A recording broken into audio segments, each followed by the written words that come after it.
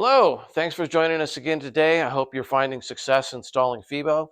Today we're going to do a different scenario where we're going to actually glue up Fibo over tile. As you can see, I've got my tile rig set up here. We're going to go over the additional things that you're going to need. There's some steps that are a little bit different than what you're used to. If you have not watched the full 1 hour video that goes through the basic training, please watch that first before you watch this video, because all of the fundamentals that we learned early on, we're going to use those and apply those when we go to install over tile. So as many of you already know, Fibo can go up over various different substrates. In the original video, we went up over drywall and we went up over horizontal OSB strips. Why do we want to install over tile? Well, there could be several reasons for that. Maybe the customer doesn't want to spend a lot of money. They're looking for a quick fix. Maybe they're going to flip the house, something like that. Maybe there's asbestos in the walls and abatement costs would be very cost prohibitive. So for that reason, we've developed a method to where you can actually go over existing tile with Fibo and have a 100% waterproof installation, just as with any other installation method. So what you're going to need in order to install Fibo over tile are a few different things. What I do not have shown here is you're going to need acetone or lacquer thinner as a cleaner to prep your tile. We're going to talk about prepping the tile in just a little bit. But as far as the items that you're going to need, we need a bonding primer, something that's going to stick to tile. I've chosen the Custom Blends product. It's blue. It's pretty thick. It dries in about 30 minutes, and this seems to work great for me. Your choice as to what primer that you want to use. This one works, so this is the one I stick with. An applicator so that you can roll your primer onto the tile. We're still going to be using these shims. The plastic ones are the ones that we're going to want to use this time, and I'm using a 1/8 of an inch and a 1/16 of an inch for the horseshoe shims in places where I need to do any shimming. You're going to want anchors. These little plastic anchors that come, they're number 4 to number 6. I haven't been able to find them in an individual pack for just the anchors themselves, so I had to buy them with screws. These screws are round head. I don't want to use round head to install any of my Fibo profiles, so I'm going to use a number 6 by 1 inch flathead screw in those anchors. And then for that, you're also going to need a masonry bit, 3/16 of an inch, to go with this yellow anchor. Basically get the bit which matches the anchor that you're going to use. And then you want to have a couple of metal bits, because we're going to want to pre-drill our base profile and our corner profile so that we can mark holes for placing anchors later. So you want one for the size of the diameter of the hole that you want, and then you want one slightly larger so you can drill a little bit of a countersink into the hole that you just made.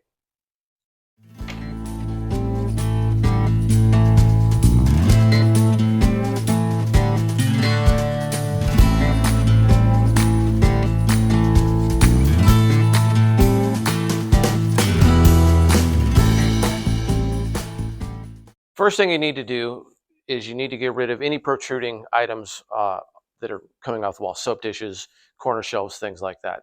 As you can see in my shower here, I don't have any of those, but you want to remove those beforehand. You also want to inspect any of the tiles, particularly down at the bottom, because that's typically where the most water damage is going to occur. You want to make sure you don't have anything that's real spongy or loose. If you do, it's not a good idea to try and cover it up with Fibo, because there's likely water damage behind the walls.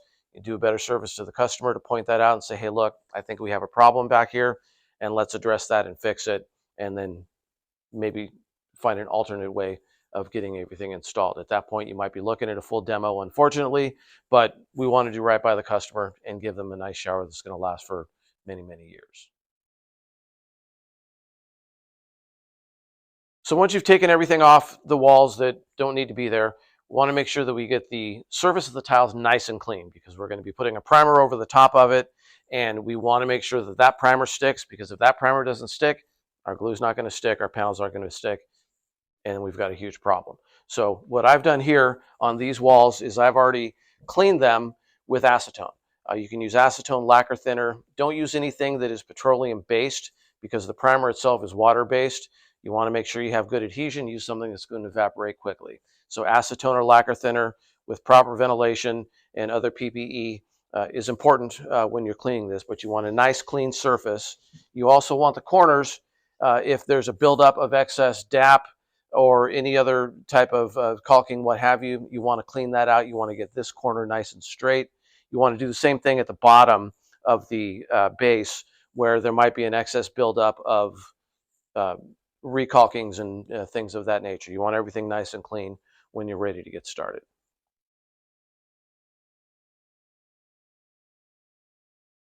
So as we mentioned, we want to minimize demo when we're installing Fibo over tile. However, as you can see here on my two ends, I've got some blank space.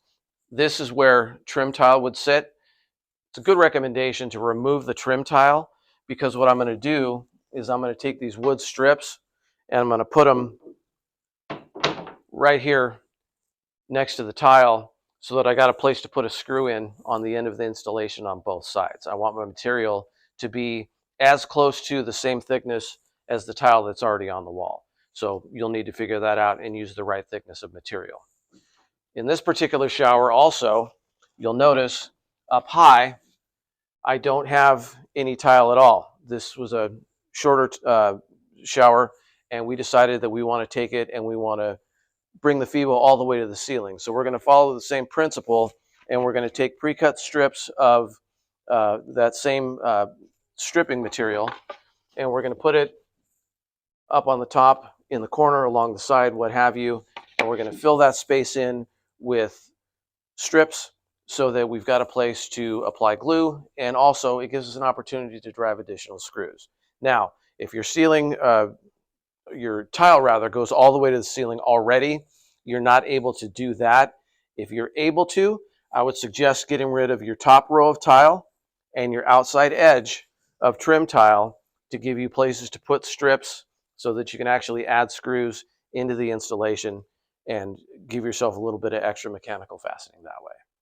To put the strips up, we're going to use Fibo Seal as a glue, and I'm also going to screw it into the wall using 1 5/8 stack screws. I don't know if I'm necessarily going to hit a stud or not, so I want to have glue on this as well to make sure that the strips stick to the wall.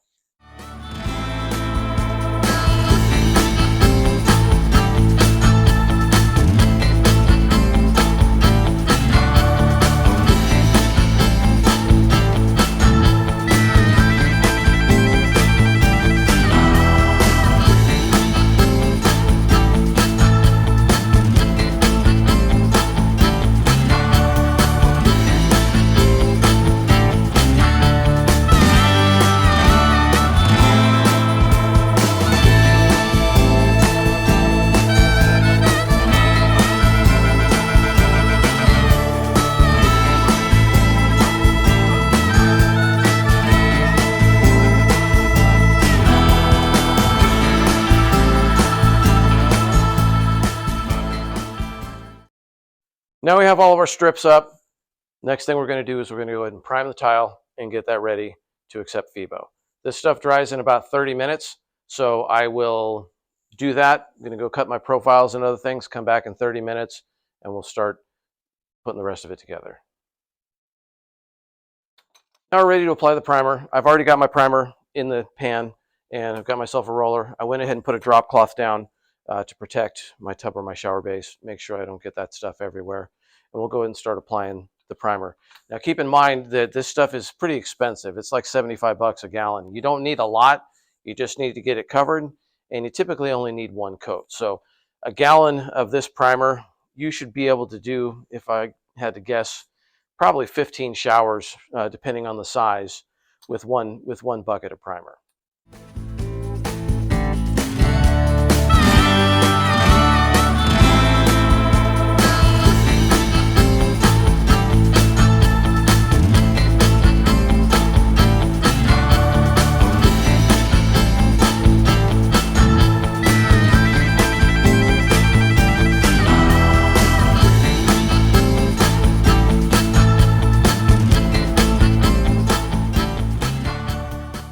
Okay, so 30 minutes have gone by. My primer's nice and dry.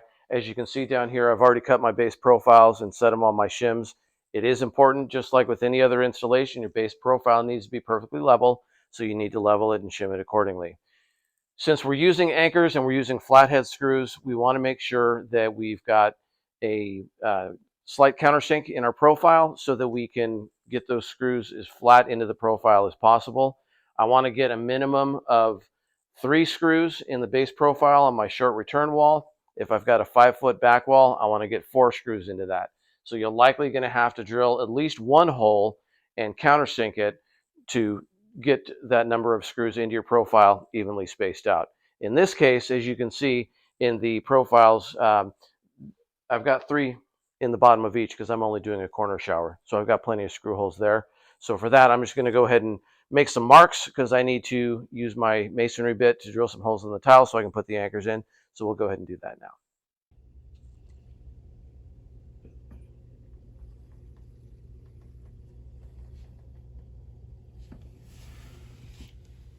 You'll notice I only did one side just in case it wiggles on me a little bit. I'm only going to set the first base profile. I'll set the second one after the first wall is installed. Okay, holes are marked, and I'm using my 3/16 masonry bit like I showed earlier.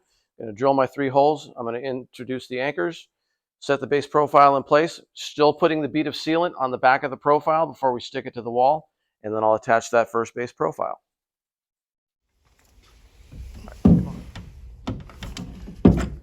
It's always a good idea on your mark of your hole to give it a little tap.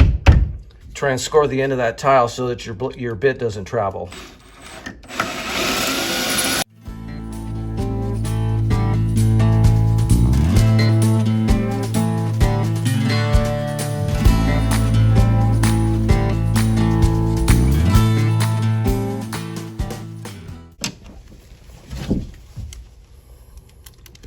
And we'll use those screws that I mentioned earlier right into the anchor.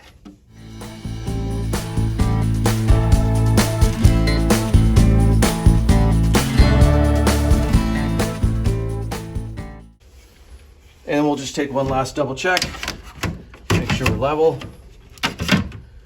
And indeed we are, so we're good to go. So I set my first base profile. I'm going to go ahead and put the corner profile in next. This one does not have pre-drilled holes, so I'm going to have to go ahead and put these in, and I'll do a quick demonstration of that. So what you want to know is if you're going a full length corner profile, give me 4 screws. If you're at about 72 inches or below, 3 screws are probably fine, 1 at the bottom, 1 at the top, 1 in the middle. In this case, we're going to do 4, and we're going to follow the same process. I'll pre-drill my holes, I'll mark it with my marker, drill them with the masonry bit, introduce the anchors, and then we'll securely fasten this to the wall.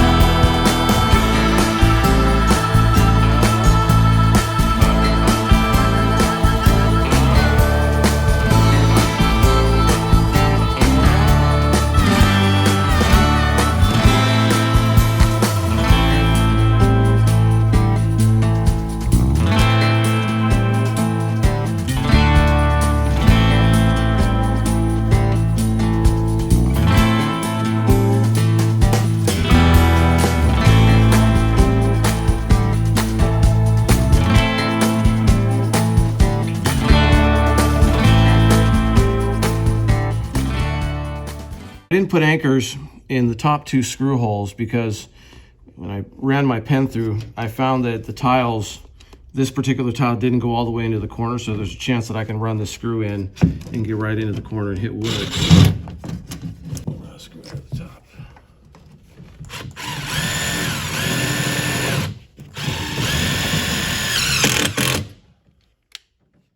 And the last thing we'll do is just go ahead and double check, make sure that our corner profile is plumb.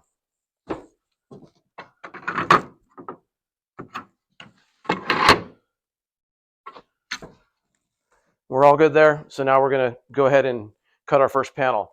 One thing to keep in mind, now that we've gotten to this point, all of the parts of the installation are basically the same as everything that you already know. You're going to lay out the same way you're going to lay out for any other shower that you're doing, whether it's tile, whether it's non-tile, whether it's 24-inch panels or the wide 41 and 48-inch panels.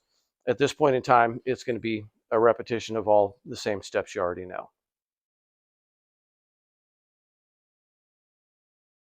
So for this shower, because I'm using an M6030 design and it's just a corner shower, I decided to go ahead and just split my vertical grout line down the middle. So I measured and marked and cut this particular panel. So now I'm going to go ahead and dry fit it.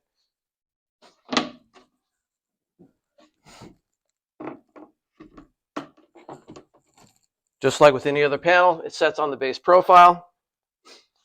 You want to double check and make sure it's plumb. Once you have that set, just like with a glue up over drywall, you're going to want to mark a line on the wall so that you know where to stop your glue. In this case, I'm going to use a marker because I don't want a pencil digging into my tile.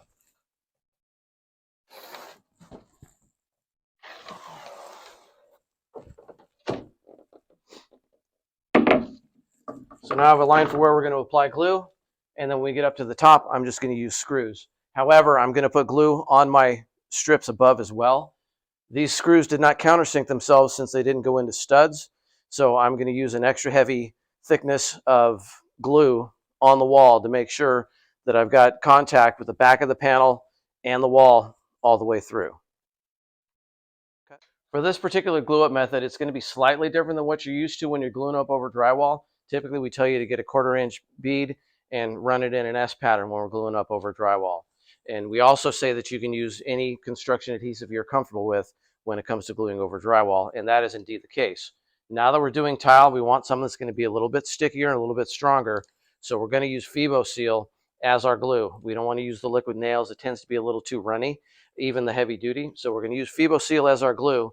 And another thing that we're going to do different is we're going to run our glue line in vertical stripes down the length or the width of the panel rather, and we're going to space them about 6 inches apart. So my panel is 17 inches, so I'm going to get 3 stripes of glue going all the way down the wall, and we want a nice heavy thick bed of glue for this panel to set into. So we'll go ahead and apply that next.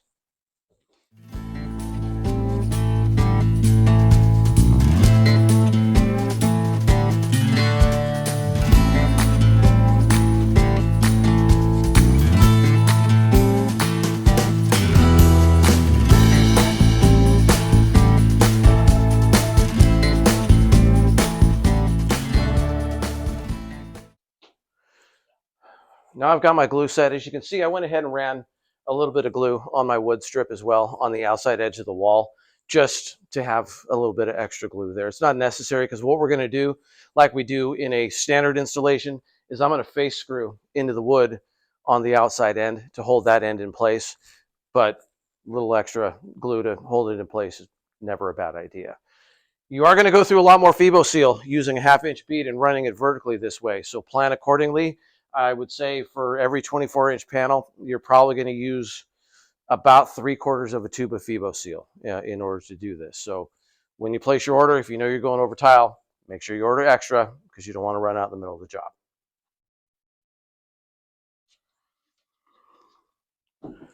Now we'll set the panel in place on the base profile just as we dry fit. Set it in the base profile first and then lean it into the wall.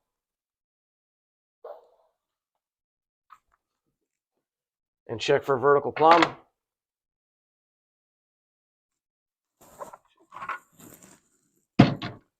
Once you're satisfied with that, push it into the wall the rest of the way.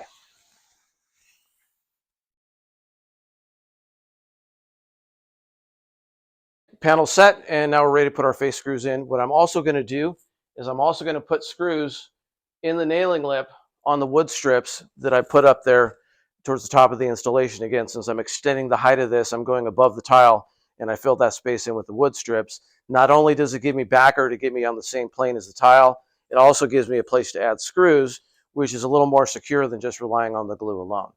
Glue alone is fine, but whenever I can add screws, I always prefer to add screws. One thing you want to keep in mind is the profile that we're going to use to cover the end. We're going to use the large L profile. So normally we come out 1/4 of an inch into the face of the panel to set our face screws.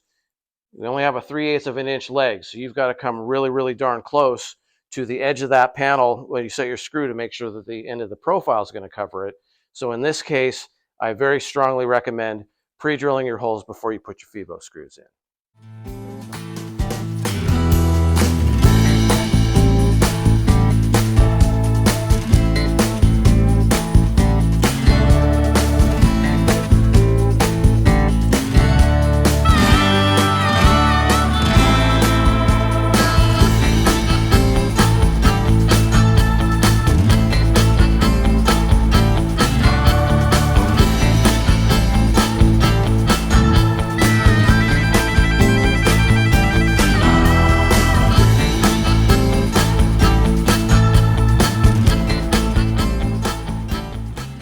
So to finish off the ends, we're going to use the large L profile like I mentioned.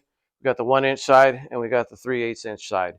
Normally, you're going to put the 3/8 inch side along the edges of the Fibo to cover the Fibo, but we've got backer board, we've got tile, and we've got a Fibo panel, then we've added to the thickness of what's coming off the wall. So the 1 inch side of that's going to cover it. And your profile attaches to the wall just like with any other. We've got our bead of Fibo seal on the inside corner. Also going to run a bit along the outer edge of the 1 inch just to make sure that everything sticks real good.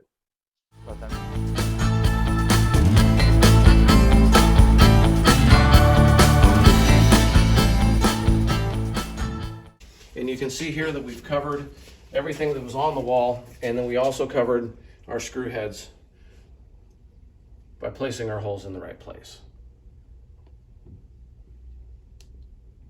Good. Sometimes you may find that the distance from the face of the Fibo to the wall is a little bit less than an inch, and your profile is going to stick out a little bit. If that's the case, you're going to need to get in there with a knife or a multi-tool or something and score the wall so that that profile will tuck back into the corner, because we don't want the end of the profile to be proud of the face of the Fibo. In this case, it actually worked out perfect. It was exactly an inch. Everything was covered.